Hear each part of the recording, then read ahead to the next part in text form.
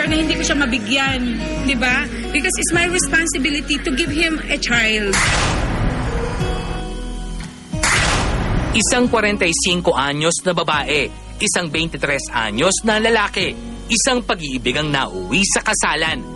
Sa kabila ng agwat ng kanilang edad, iniraos nitong Lunes ng singer na si Mystica at ng kanyang alagang nobyo nitong Lunes ang kanilang civil wedding. Ginanap ito sa Great Eastern Hotel.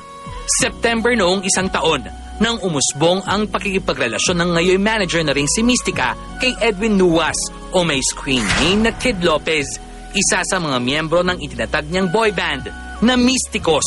Well, at least nga po feeling na free na po kami kasi of course noon para bang gusto namin itago kasi iniiwasan po namin yung mga judgmental mga messages ng ibang tao lalo-lalo yung mga hindi nakakaintindi sa aming relasyon, especially napakalaki po kasi yung gap ng age namin. Talagang mahal mo yung kung mahal yung isa't isa, siyempre dapat hindi nyo ikaya yun. Nakita ko naman sa kanya na sobrang bait niya, tsaka talagang ibinibigay rin niya yung niya sa akin, time niya, kung bakit busy siya. Kaya parang yun niya po, na gumaan lalo yung loob ko sa kanya. Napamahal talaga ako ng sobra. Dumatingin ko ba yun po yung nakatakda talaga. Paano naman sasalagin ni Mystica ang mga nagsasabing pinatulan siya ni Edwin dahil sa kanyang estado sa buhay? Hindi po siya nagpakasal sa akin because of my status o kaya dahil sa pera or anything kasi talagang subok ko na talaga from head to foot. It's been that long para makilala po namin na talaga we are really meant for each other. Ayoko po kasi nung pipili rin ako ng same age ko. Tapos parang isip bata, siyempre mapapano ka naman, di ba? Parang isipin mo na parang napakabata pa namin kaya mas na lalong pumampante po ako sa ugali niya kasi po parang mas inaano niya ako na kung ano yung ugali ko. Ini-straight po niya, tinatama po niya. Sa katunayan nga raw, kay Edwin ipinagkakatiwala ni Mystica ang kanyang pera.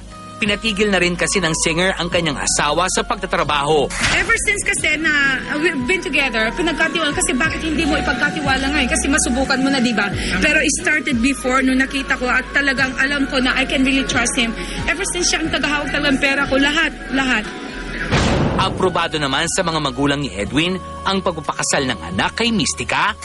Hindi, okay naman po. Masaya naman kami sa gano'n na sa sitwasyon ni Mystic na malagay sila sa gano'n. Okay lang. Basta ba nagmamahalan sila? Okay lang. Sa side ni Mystica, tanggap ba naman ito ng kanyang 26 anyos na anak? Na actually po, hindi ko pa po siya nakikita Hindi pa niya nakita kasi nasa Kuwait po yung anak ko. But 2 weeks ago, he actually called and he said, kung ano po yung ikakatuwa mo, mami, I'll be happy. Kasi sinabi ko sa kanya, anak, you're 26 and he's 22. Meron pa akong wedding before pero hindi po, it didn't last. So I got divorced and everything. Now, Mrs. Edwin Nuwas, ilang supling ang nais niyang ibigay sa kanyang asawa. So kung ano po yung pagkaloob niya sa amin, then we just have to accept it. Kung talagang hindi na pwede, then we still have to accept it. Pero for me, being nakakatanda tapos he's at that age, para sa akin, it's very unfair na hindi ko siya mabigyan. Di ba? Because it's my responsibility to give him a child.